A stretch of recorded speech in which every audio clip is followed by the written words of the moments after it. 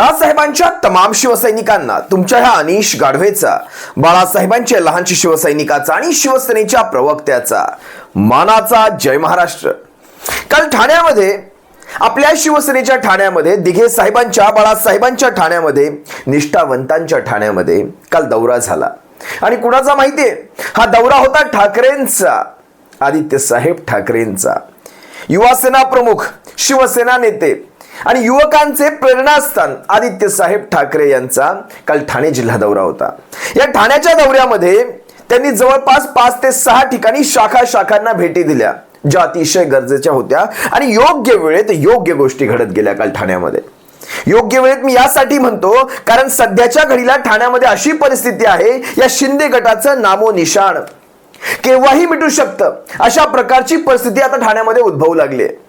कारण आपसातले कलह हे शिंदे गटाला सगळ्यात अगोदर संपवणार, आपण नंतर संपवू, आपसातले कलह शिंदे गटाला अगोदर संपवणार आहेत। लक्षात घ्या शिवसैनिकांनो, मला काय सांगायचंय, ठाण्यामध्ये सध्या शिंदे गटामध्ये 3 ते 4 गट दिसून येत आहेत। प्रताप सरनाईकाचा, नरेश मस्केंचा, रवी फाटकांचा, स्वतः एकनाथ शिंदेंचा आणि उरले सुरले इतर, त्यांची मी नावं घेत नाही। असो, काल आदित्य साहेबांचा ठाणे जिल्हा दौरा झाला। या दौऱ्याच्या विशेष काही बातम्या मी तुम्हा सर्वांसमोर घेऊन येतो, त्याचे मी काही छोटे विडिओ देखील तुम्हा सर्वांना दाखवणार आहे। पण सगळ्यात पहिली आणि महत्त्वाची गोष्ट म्हणजे आदित्य साहेबांना काल ठाण्यामध्ये एक सूर गवसला होता, एक वेगळाच सूर गवसला होता। आजपर्यंत आदित्य साहेबांची मी इतकी भाषणं ऐकली आहेत, उभ्या महाराष्ट्रातली, उभा महाराष्ट्र उभा आडवा पिंजून काढतायत आदित्य साहेब सध्या, आणि गरजेचं आहे ते। सध्याच्या घडीला हे जे बाहेर पडून उभा आडवा महाराष्ट्र पिंजून काढण्याचं काम आदित्य साहेबांनी हाती घेतलंय ना, ते शिवसैनिकांसाठी, शिवसेनेच्या पदाधिकाऱ्यांसाठी, विशेषतः शिवसेनेला उभारी मिळण्यासाठी हे अतिशय गरजेचं आहे। योग्य वेळेत योग्य गोष्टी घडतायत। असो, ज्यावेळेस काल आदित्य साहेब ठाण्यामध्ये चौकात उभा राहून ज्या कॉर्नर सभा घेत होते, ते पाहताना एक वेगळीच मजा येत होती। तुम्हाला एक गोष्ट आवर्जून सांगतो, त्यांनी वारंवार एक उल्लेख केलाय, तुम्ही सर्वांनी तो टेलिव्हिजनवर पाहिला असेल, बातम्यांमध्ये देखील पाहिला, वारंवार एक उल्लेख केला। ते म्हणाले, मिंधे राजीनामा द्या आणि माझ्या विरोधात लढा। मी स्वतः तुमच्या मतदारसंघातनं लढतो, तुम्हाला स्वतःचा मतदारसंघ जर सेफ वाटत नसेल तर तुम्ही जा आणि वरळीतून लढा, तुम्हाला जे काही योग्य वाटेल तिथे लढा, पण तुम्ही लढा माझ्या विरोधात। जरा जनतेला फैसला करू द्या, कुणामध्ये किती दम आहे ते जनतेला फैसला करू द्या, विशेषतः ठाण्याच्या जनतेला फैसला करू द्या। शिवसैनिकांनो, मी तुम्हाला उगाच नाही म्हणालो, काल त्यांना एक विशेष सूर गवसला होता। पिता पुत्रांचे जितक्या वेळा आजपर्यंत रडगाणी झाले ना, यांच्या समोर, ठाकरे कुटुंबासमोर जी रडगाणी झाली ना, ती सगळीच्या सगळी आदित्य साहेबांनी काल ठाण्यामध्ये येऊन, यांच्या मतदारसंघात येऊन, कोपरी पाचपाखाडी या मतदारसंघात, विधानसभेच्या मतदारसंघात येऊन ती सारी रडगाणी बाहेर काढली।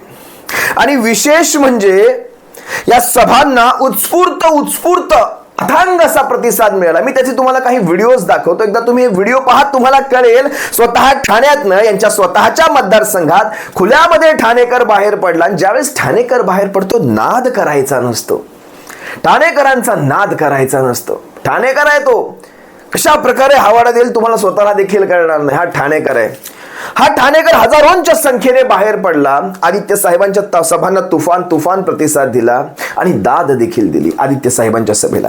शेवटी कसा आहे माहितीये शिवसैनिकांनो, हा ठाणे जिल्हा आहे, हा कोणाचा बालेकिल्ला नाही, हा शिवसेनेचा बालेकिल्ला आहे, व्यक्तीचा बालेकिल्ला नाही, हा शिवसेनेचा बालेकिल्ला आहे। 4 अक्षरांच्या नावाखाली ठाणे जिल्हा एकवटतो, 4 अक्षरांच्या, शिवसेना या 4 अक्षरांच्या नावाखाली ठाणे जिल्हा एकवटतो। इथे वसंत मराठेंपासून असेल, मुदा जोशींपासून असेल, सतीश प्रधानांपासून असेल, एक परंपरा आहे ठाण्याला, एक परंपरा आहे ठाण्याला। स्वर्गीय आनंद दिघे साहेब असतील, आता राजन विचारे साहेब आहेत, शिवसेना नेते। हा ठाणे जिल्हा कधीही शिवसेनेला असं एकटं सोडणार नाही। हा ठाणे जिल्ह्याने कायम शिवसेनेवर प्रेम केले, बाळासाहेबांवर प्रेम केले, बाळासाहेबांच्या विचारांवर प्रेम केलेलं आहे। दिघे साहेबांचा ठाणे जिल्हा हा शिवसेनेचा बालेकिल्ला, हा कायम असाच ओळखला जातो, हा कोणा व्यक्तीचा ठाणे जिल्हा नाही। आणि तेच घडलं काल, जे आदित्य साहेबांच्या मागे हा ठाणे जिल्हा उभा राहिला, त्यातून त्याने सिद्ध करून दाखवलं की हा ठाणे जिल्हा हा फक्त शिवसेनेचा असू शकतो, कोणा व्यक्तीचा नाही। व्यक्तीचे कॉन्ट्रॅक्टर असू शकतात, व्यक्तीचे लाभार्थी असू शकतात, व्यक्तीची पाळलेली माणसं असू शकतात, व्यक्तीची मुठभर कार्यकर्ते असू शकतात, पण ठाणे जिल्हा हा कुणा व्यक्तीचा नाही, ठाणे जिल्हा हा शिवसेनेचा आहे. काल हे सगळं उभ्या ठाण्याने पाहिलं, उभ्या मीडियाने महाराष्ट्रात दाखवलं. जे दाखवलं नसेल ते व्हिडिओ मी तुम्हाला दाखवतो. थोडेसे हे व्हिडिओ पहा, तुम्हाला त्याचा अंदाज येईल मी काय म्हणतोय त्याचा.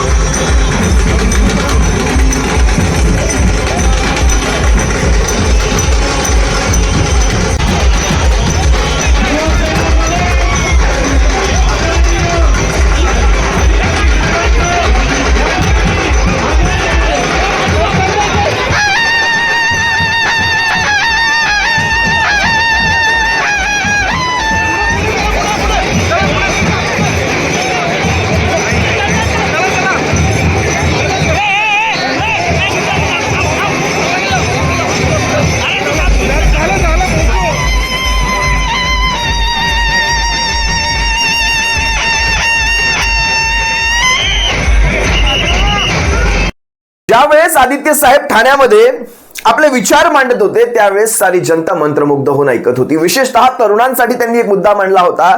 जे स्पर्धा परीक्षांमध्ये जे घोटाळे होत आहेत, स्पर्धा परीक्षांच्या नावाखाली युवकांना बेवकूफ बनवायचं जे काम होते, आदित्य साहेब स्पष्ट म्हणाले, जेव्हा जेव्हा या परीक्षांमध्ये घोटाळे होत आहेत त्या आरोपींना वेळ प्रसंगी फासावर चढवावं लागलं तरी देखील चालेल, असा कायदा, असा मजबूत कायदा बनवावा लागेल.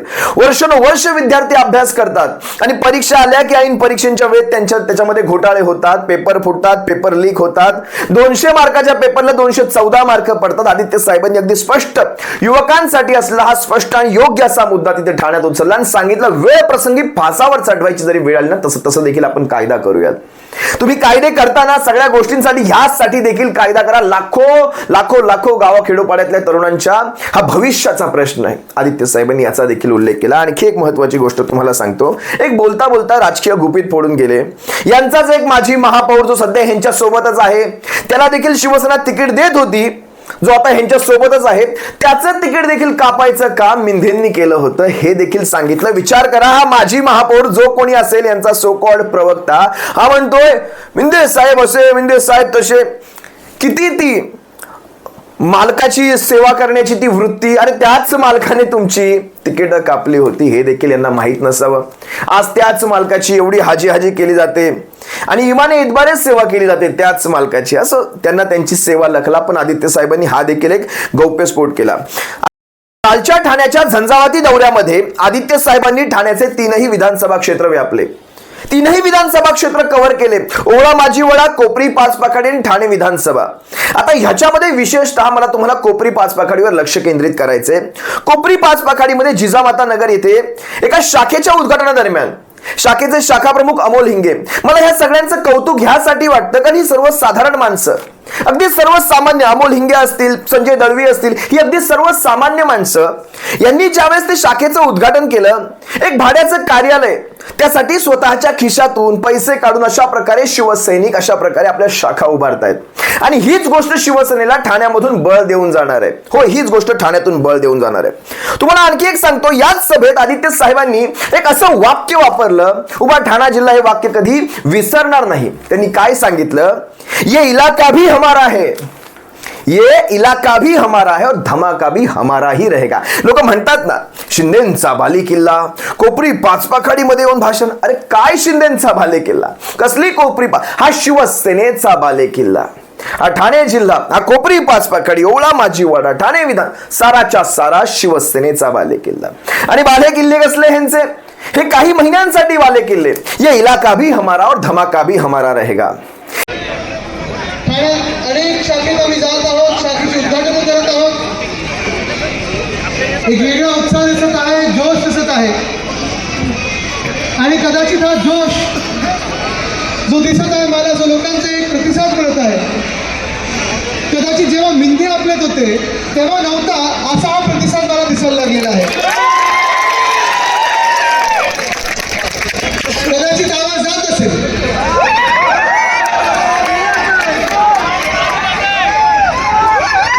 सांगत आहे, इलाका भी हमारा, धमाका भी हमारा. आता ठाणे लोकसभा क्षेत्राचे आपले खासदार, लोकनेते, शिवसेना नेते राजनजी विचारे साहेब ठाण्याचे खासदार, यांना सारं शक्य झालं, ह्या मिंधेंना सारं शक्य झालं, पण ठाण्याच्या खासदारांना एवढंसा देखील नख लावू शकले नाहीत हे. कारण दिघे साहेबांचे पट्ट शिष्य राजन विचारे साहेब हे दिघे साहेबांचे पट्ट शिष्य, दिघे साहेबांच्या विचारांवर, बाळासाहेबांच्या विचारांवर, शिवसेनेच्या विचारांवर निष्ठावंत खासदार. या खासदारांना नख लावणं देखील या मिंधेंना शक्य झालं नाही. लक्षात घ्या काय घडलं. आता ठाणे लोकसभेमध्ये जवळपास 6 विधानसभा येतात, तुम्हाला माहिती आहे. 3 मी आताच सांगितलं. ठाण्यातनं ओळा माजीवडा असेल, कोपरी पाचपाखडी असेल, ठाणे लोकसभा असेल. एक मीरा भाईंदर शहरामधनं येते. मीरा भाईंदरची तिथे गीता जैन आमदार आहेत. भले ते अपक्ष असतील पण शेवटी त्या बीजेपीच्याच आहेत. त्यानंतर ऐरोली आणि बेलापूर या नवी मुंबईच्या 2, अशा प्रकारे 6 विधानसभा. 6च्या 6 विधानसभेमध्ये 4 भारतीय जनता पक्षाचे, 2 शिंदे टोळीचे असे 6 आमदार. एकही आमदार नसताना ठाण्याचे खासदार राजन विचारे यावेळेस, ज्यावेळेस लोकसभेच्या निवडणुका होतील, यावेळेस जवळपास जे आतापर्यंत त्यांनी सगळ्यात हायेस्ट असं 7.5 लाखांचं मतदान घेतलं. त्यांचं मतदान देखील मी तुम्हाला सांगतो. त्यांचं मतदान आहे 7,40,969 मतांचं. ते यावेळेस जवळपास 8.5 ते 9 लाखांचं मतदान यावेळेस क्रॉस करतील. आणि तशी आकडेवारी माझ्या समोर आहे. एकही आमदार नाहीये. लक्षात घ्या, हा पहिला लोकसभा मतदारसंघ ठाणे लोकसभा असणार आहे, ज्याच्यामध्ये प्रत्येक विधानसभेतून, कारण मागच्या वेळेस जरूर एकी होती, जरूर ती युती होती आणि शिवसेना एकसंध होती असं आपण म्हणतो. त्यावेळेस भारतीय जनता पक्ष, पण या भारतीय जनता पक्षाने शिवसेनेला एक मत दिलेलं नाहीये. आणि एकनाथ शिंदे शिवसेनेमध्ये होते त्यावेळेस असं आपण म्हटलं, सध्या समजा आपण असं समजलं स्प्लिट झाली, ताकद डिवाइड झाली, असं काहीच नाही. त्याही वेळेस ह्या माणसाने जितका जमेल तितका त्रासच द्यायचा प्रयत्न केला होता ठाणे लोकसभेमध्ये. सारीच्या सारी फळी आपल्या मुलासाठी वापरली गेली होती कल्याण लोकसभेला. त्यामुळे त्याही वेळेस, आणि आपण तेव्हापासूनच तयार, ठाण्यामध्ये लोकसभा लढवताना आपण तेव्हापासूनच तयार होतो. मग आता आपल्यासाठी नवलतंय काय? उलट आता ह्या वेळेस परिस्थिती सगळ्यात जास्त सुधारलेली आहे. आता यावेळेस ठाण्यामध्ये जे करायचे ते खुल्यामध्ये करता येईल. यांच्या सगळ्या दडपणाखाली मागच्या वेळेस ज्यावेळेस आपण ठाण्याची लोकसभा लढवली होती, त्याही वेळेस आपण 7.5 लाखांची मतदानाची लीड घेतली होती. 7.5 लाख. तर विचार करा, ह्यावेळेस जवळपास हा आकडा 8.5-9 लाखांच्या पुढे जाईल. मला वाटतं उभ्या महाराष्ट्रातला हा पहिला लोकसभा मतदारसंघ असेल ज्यात सर्वाधिक मतदान झालेलं असेल. असो, 6च्या 6 विधानसभा जे काही असेल ते, प्रतिकूल परिस्थितीमध्ये ठाणे लोकसभा आपण जर 7.5 लाखांनी निवडून आणू शकतो, तर विचार करा अनुकूल परिस्थिती, होय ही अनुकूल परिस्थिती आहे. अनुकूल परिस्थितीमध्ये शिवसेना जवळपास 8.5-9 लाखांचा टप्पा हा असा पार करेल. 3 लाखांचं एनसीपी राष्ट्रवादी काँग्रेसचं तिथे मताधिक्य आहे ठाणे लोकसभेमध्ये, 3-1 लाखांच्या आसपास, आणि मनसेचे 50-1 हजारांच्या आसपास आहे. आता 3 लाखांचं हे मतदान आहे शरद पवार साहेबांचं आहे, हे कुठल्या व्यक्तीचं नाहीये, हे एनसीपी, ओरिजिनल एनसीपीचं मतदान आहे. विचार करा, स्वतःचं 7-7.5 लाखांचं मतदान, राष्ट्रवादी काँग्रेस शरद पवार साहेबांच्या पक्षाचं जवळपास 3-3.5 लाखांचं मतदान, या सगळ्यांची महाविकास आघाडी म्हणून जर आपण एक मोड बांधली, तर हा विजय ना भूतो ना भविष्यती असा विजय असणार आहे. ठाण्याच्या 3ही विधानसभा देखील आपल्याला निवडून काढायच्या. 3ही विधानसभा, ओळा माजीवडा असेल, ठाणे शहर असेल, त्यानंतर कोपरी पाचपाखडी, या साऱ्याच्या साऱ्या विधानसभा देखील आपण निवडून काढतोय. इतकं अनुकूल वातावरण सध्या ठाण्यामध्ये आहे. ठाण्यातला तुम्हाला मी आणखी एक व्हिडिओ दाखवतो, जरा पहा ना, ठाणेकरांचं हे प्रेम पहा. कंपनीमुळे आपल्या राज्यातले ह्या तरुण तरुणी जे माझ्या समोर उभे आहेत ना, हे ना 1 लाख मुला मुलींना रोजगार आपण देऊ शकलो असतो. उद्धव साहेबांचं सरकार सुद्धा आपण 100% आणलं असतं, 100% आणलं असतं. पण आज दुर्भाग्य आपल्या राज्याचं हेच आहे की या मिंद्याला वाटलं की उद्धव साहेबांचं नाव हे जगभरात खूप मोठं होत चाललंय. महाराष्ट्र प्रगती पथावर आहे.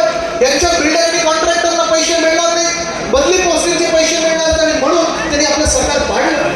पण वेदांत बॉक्सवर जसं त्यांनी गुजरातला पाठवलं, तसं एअरबस टाटाची दुसरी कंपनी कुठे पाठवली त्यांनी? ठाण्यामध्ये शिवसेनेचं होणार तरी काय? शिवसेना संपेल की काय ठाण्यामध्ये? एवढी अभूतपूर्व गद्दारी झाल्यानंतर सारेच्या सारे नगरसेवक गेले. पण विचार करा, कालची ही दृश्य पहा. ठाकरे ठाण्यामध्ये उभे राहतात आणि उभा ठाणा रस्त्यावर जमतो. हे आहे ठाणेकरांचं प्रेम. त्यामुळे ठाण्याला कोणी गृहीत धरू नये. ठाणे शिवसेनेचा बालेकिल्ला कालही होता, आजही आहे आणि उद्याही राहणार.